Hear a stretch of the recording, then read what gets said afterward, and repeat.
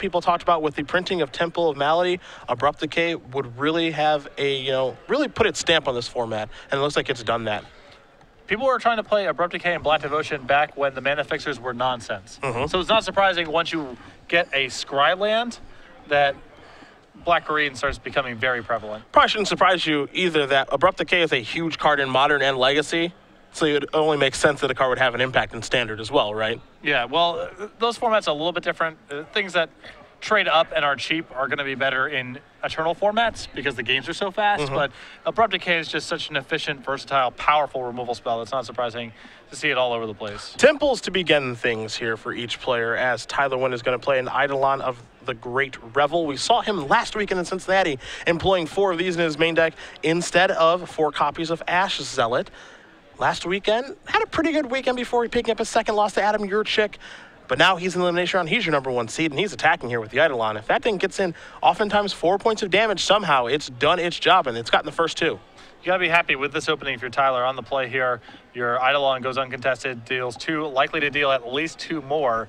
And that's all the type of start that Red White Burn needs to finish the game before it really gets to start. Now let's not forget as well, after this game, we'll bring it back to the booth. We'll do a little bit of trivia action as we do have to give away 3 months of Star City Games Premium here, a Boros Charm. Tyler going to actually deal himself 2 points of damage. Boros Charm, however, will deal Kendall 4. But we'll announce the winner of our premium giveaway before we do head out for the evening after our quarterfinal round. See the life totals here, 18-14 in favor of Winn. He's going to play a Mountain. He's going to tap some mana. Looks like this is a Challenger's Phoenix. Trigger, Winn going to deal himself 2 more points of damage. He doesn't mind, though. He's just trying to get Burdette dead. Yeah, his body language is very cavalier. Clearly does not care about these Eidolon triggers. Just happy to get the damage in. And he does. Going to put Burdette down to 10. Burdette does pick up a copy of Grey Merchant of Asphodel. And it looks like he has 2 of those in his hand. The card he wants right now is Desecration Demon. And he does have the 6/6 flyer for 4 mana. Demon into Grey Merchant is very challenging for burn decks to beat. This puts a lot of pressure on Tyler right now to have one of his copy of Chain of the Rocks, only 2 in his list. Skullcrack seems like it's probably pretty important at this point now, too. Skullcrack would not be bad. The race is certainly on at this point as Winn just has to pass the turn back over to Burdette. It looks like it might be burnout time now as Burdette does pick up another copy of Desecration Demon. He'll put the trigger on the stack for the first one. And Winn says, I'm going to sacrifice my Challenger's Phoenix, make sure that it can't attack, even though it is a 7/7 now. Burdette going to play another copy of the Demon. Does not have the 5th land for the copies of Grey Merchant in his hand. Just has to pass the turn back as Winn is going to go reaching. This is a Skullcrack. Trigger, Eidolon's going to deal him 2. He goes down to 14, but Burdette's going to go down to 7. Challenger's Phoenix is going to go back to the grip. Let's see if he's got another burn spell. And I suspect if he's willing to use a Skullcrack here to get back his Phoenix, that he's putting together lethal this turn. Or he has another Skullcrack in his hand. That's also possible. Yes.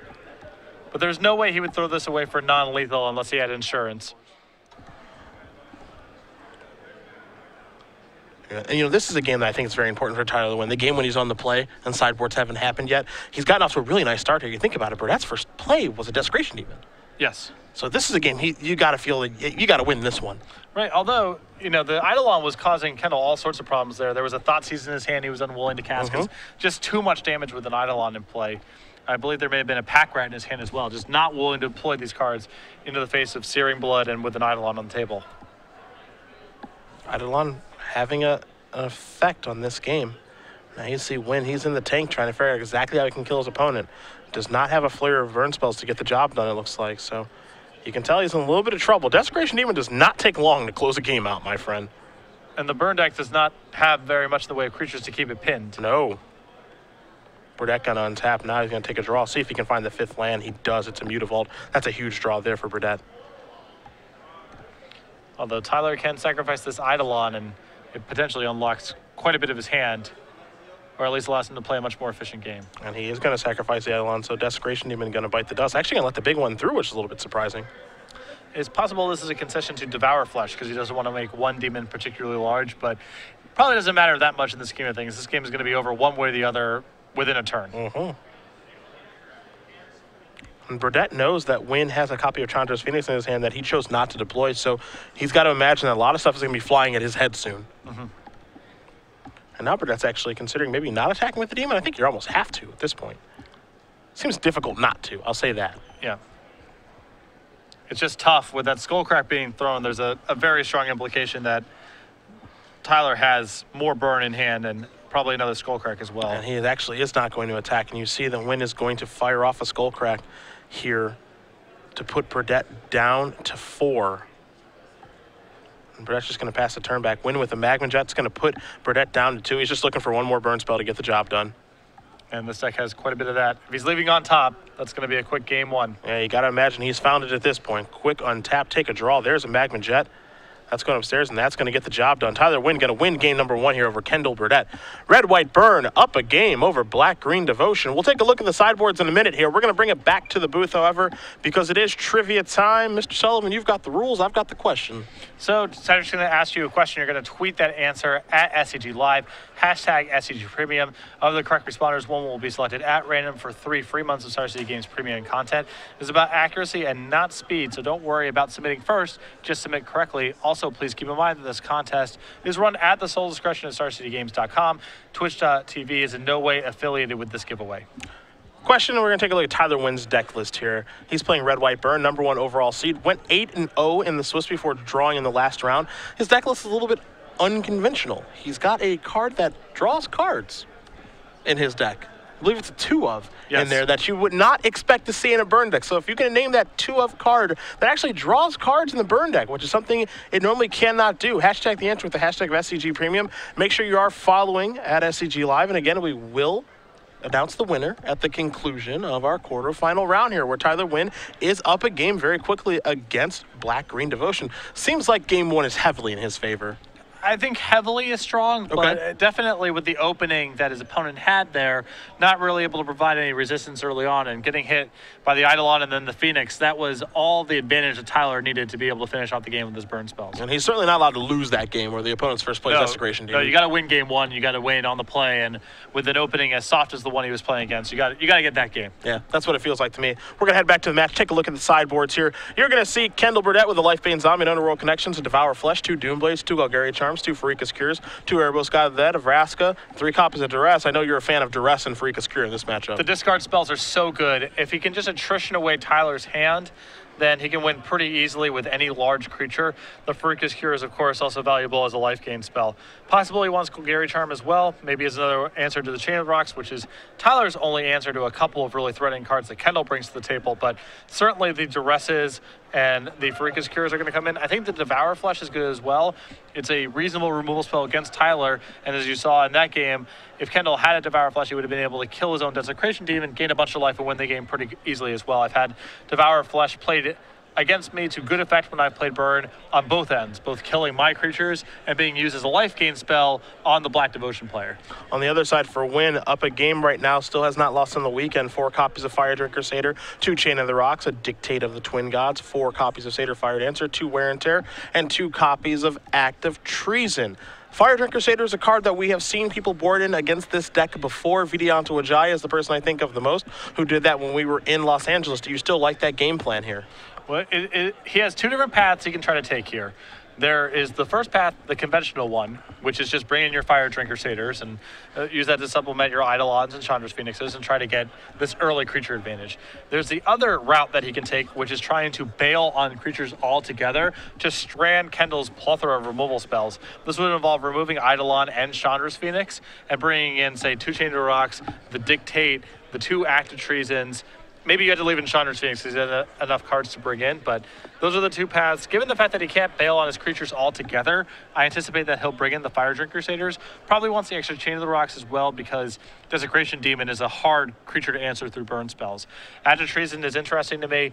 Again, I personally have had really bad results with Active Treason against Black Devotion. Usually there's a Mutavault or some other interchangeable guy left over to sack to the Desecration Demon. They're attacking your hand, so having situational spells is really tough when you're playing against all these Duresses and Thoughtseizes. But I know some people really liked Active Treason against Black Devotion, and the upside is high, so Tyler might want that as well. Quick update for you guys here. Jamie Arnold with Brave Naya defeating Cam Atkins in game number 1.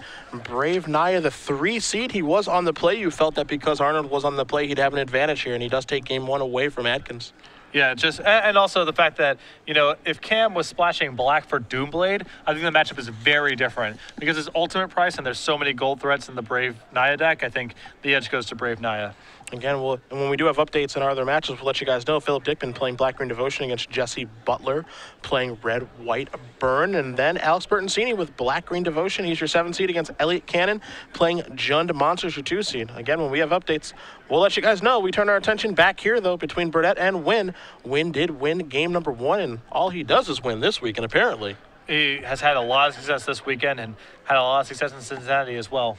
He's going to take a mulligan this go around here, so going to move down to 6 cards. Burdette happy with his 7. It's been a burn and devotion weekend here. Again, Cam Atkins, the only player with Sphinx's Revelation in his deck in the top 8. Joe Lissette got off to a really nice start this weekend, but unfortunately unable to make the top 8 here. So, you know, we'll see exactly how things break down for him, Rill, and Van Meter as far as the points are concerned after this tournament. And we know they've got a very important Legacy Open to play tomorrow. I believe Chris tweeted that he finished in the top 64. Okay. So, some points. Yeah, some points. That's all you can really ask for. Interesting to see. Again, the Legacy portion of things is where things are going to get really fun to watch because you've got 3 very skilled Legacy players. We've seen Van Meter do it with Sneak and Show. We've seen him do it with Tezzeret. A bevy of decks he's had success with in Legacy. Lissette with Miracles, of course, not going to stray from the path. And then Rill, he just won a Legacy Open a couple weeks ago with Delver. That's actually what kind of catapulted him into the race. Yeah, the Milwaukee Legacy Open. Yeah. Joe Lissette does enough streaming with other decks. He's very active on Twitch streaming himself. And often it's not counterbalance. He's playing other Legacy decks. I think one of these days, Joe is going to surprise us and play something else in one of these Legacy Opens. You know, the thing that Joe was known for before Miracles was actually Cephalid Breakfast. Yep. And then people actually kind of figured out that that's what he was always on. So, you know, I think one of these weekends, maybe he goes back to that strategy. I have been defeated by Joe playing Breakfast at a local Legacy tournament. Yeah. Yep. We see temples to start things off from each player. Both players pretty happy with what they see as Burdette's going to draw a card for the turn. See Golgari Charm, a Devour Flesh, a Desecration Demon in his hand. He's got some of his more important cards. He's going to play a Temple of Deceit here, however. Look at that top card, consult his hand, figure out where he wants to put it. Looks like it may have been a copy of Bile Blight. You see a Pack Rat in his hand right now as well. So a pretty powerful hand here for the Black-Green Devotion player. Desecration Demon plus a way to break up Chain of the Rocks is a really good start for Black Devotion in this matchup. And this is a copy of Duress. So Winn's going to put the hand on the table. A Chain to the Rocks. Looks like an Act of Treason, a Lightning Strike, along with 2 Mountains and a Mutavault. And this is kind of what you talked about with Act of Treason.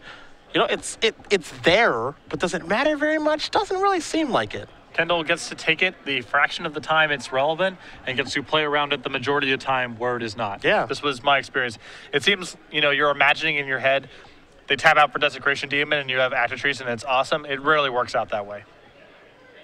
So you see Winn's hand right now not very strong. Duress reveals everything that's there. Just a Mutavault and passing the turn back as Burdette does cross that off the list of cards that he just wrote down. Nightveil Spectre added to the grip here for the Black-Green Devotion player. A Swamp plus that is a pretty gosh darn good turn. And number 3, Winn is just left with a Magma Jet on Burdette's end step. These are the type of draws that Tyler has right now where it's really hard to beat Black Devotion. You can see how the matchup cleans up a little bit for Black Devotion post-board too. Duress is such an upgrade over nearly any other card in the deck. Winn scries both of those cards down to the bottom. Gonna play a Mountain.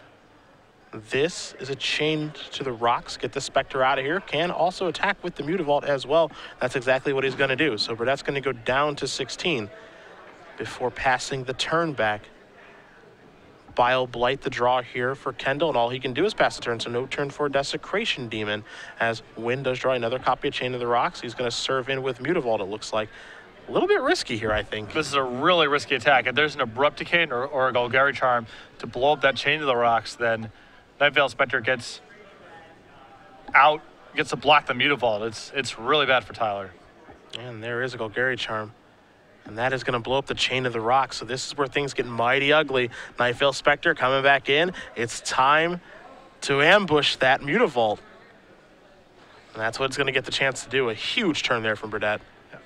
If he wasn't really ahead before, he's certainly really far ahead now. Another Chain to the Rocks is going to take down that, but the damage was done there by Burdette as draws a card for the turn. May have been a Hero's Downfall, but he's just going to pass the turn back. And sure, he doesn't have lands right now, but that's okay. He's not underneath any pressure. Here's another Golgari Charm, going to take down this Chain of the Rocks. Here's a Boros Charm to make it indestructible. And Tyler cannot win the game making these exchanges. I'm not saying that Boros Charm is incorrect, because he may not be able to allow that Night Veil Spectre to get unlocked here. But Tyler has to spend all of his resources just trying to kill Kendall. Anytime Kendall has to interact card for card, that's a win for Kendall. Thoughtseize going to take down the Actitrees, and Winn is out of cards at this point. Just has to pass the turn back.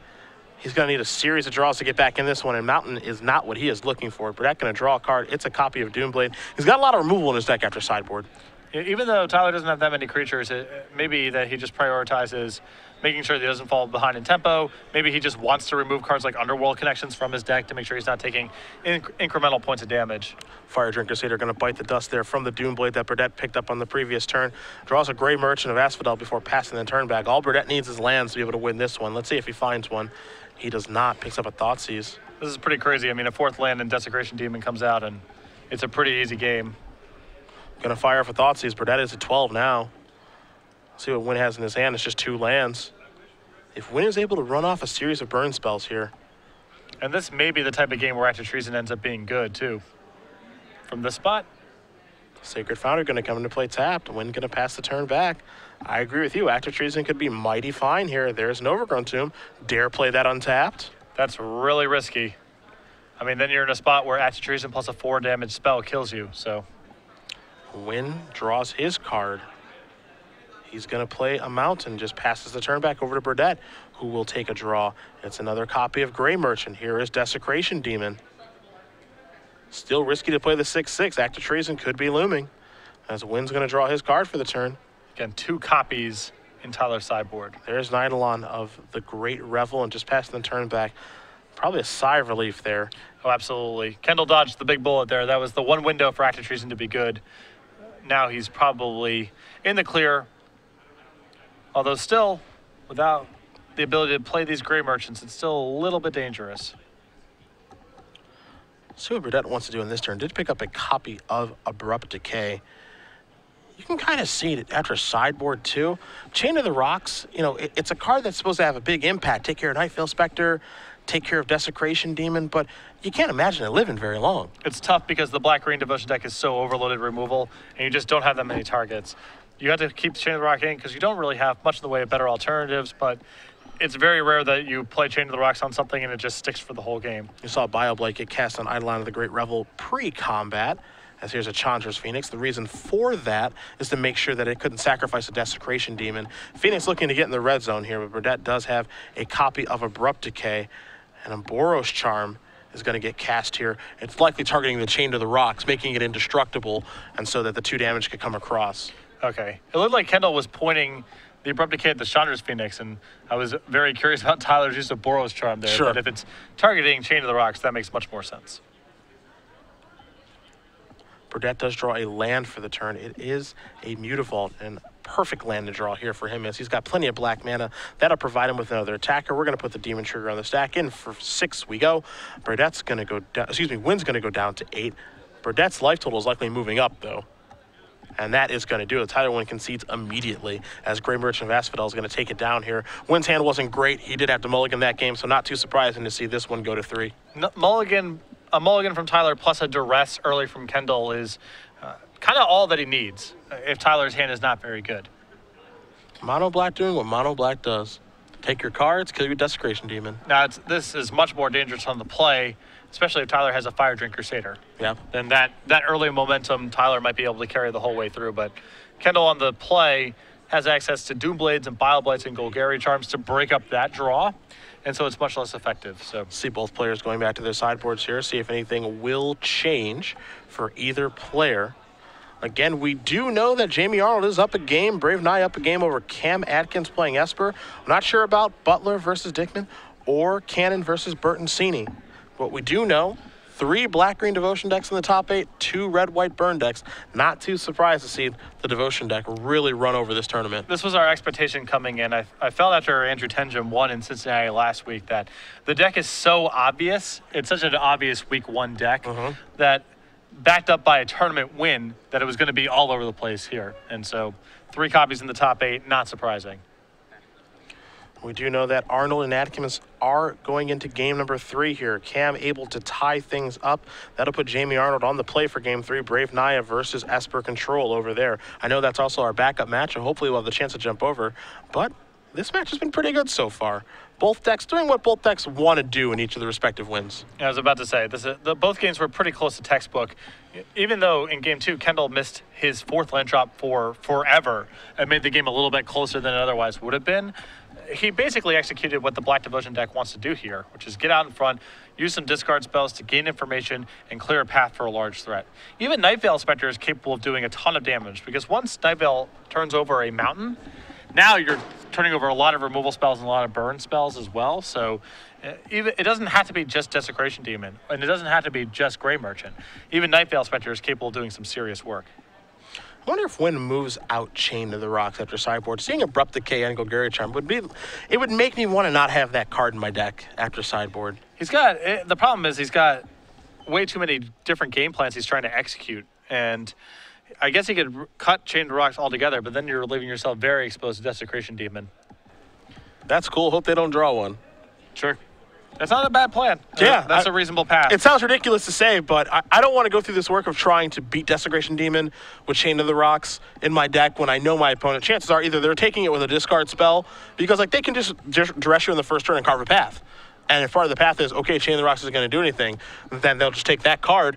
And even if they do, let's say you top deck it, they can still have answers to it. So it's not the end-all, be-all. Yeah, I think the way that I like to approach the matchup if I'm in the red-white burn seat is to get your hand as empty as possible and then have no strictly reactive cards to draw, because that takes a lot of the sting out of their Thoughtseizes and Duresses, which is one of their most powerful tools against you. The more that you're sitting on cards like Chain to the Rocks and Act of Treason, cards that they can make you discard at their leisure, and cards that if you draw in the mid-game may end up rotting in your hand, therefore turning their Thoughtseizes and Duresses back online, the more that you're giving percentage points back to the Black-Green Devotion deck. Yeah, I mean, it sounds pretty absurd to just, say, I hope they don't draw that card or whatever, especially when they have 4 copies in their deck and Scrylands. But, sometimes that's just the game plan. And also, they can cast on turn 4 and you can still race it, especially if you have Skullcracks and War Leaders healing. So it's not like you just lose the game, even if you don't have answers to it. We'll see what strategy Winn wants to employ here, as he will be on the play. Again, you got to like your position if you're on the play in this matchup. You see Winn taking a look at his opening hand. Burdette going to do the same here. Tyler Winn, number 1 seed. Fire Drain Crusader to start things off. And that's the opening right there. This is so much more powerful on the play. Burdette with an Overgrown Tomb and a Temple of Deceit in his hand.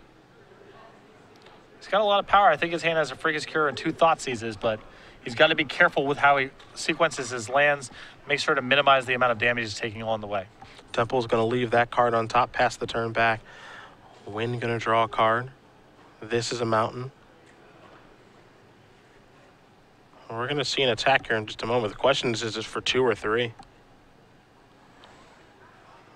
Oh, boy. Wow.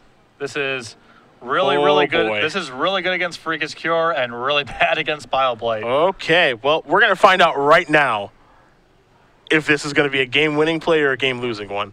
Well, I like this play just from Tyler. It's not like Yeah. these Fire Drain Crusaders have a long shelf life of being good.